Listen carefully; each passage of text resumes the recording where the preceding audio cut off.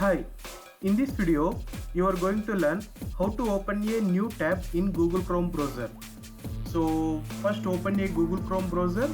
Once you open the Google Chrome browser, so you can see the option over as a three dots option over here. So click on this option and click on this new tab option. Okay, and also you can press the Ctrl T option to get a new tab in Google Chrome browser.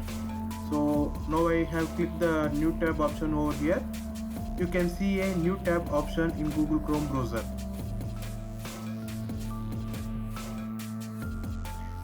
Hi, in this video we are going to learn what is the version we have installed in our laptop or desktop, the Google Chrome version.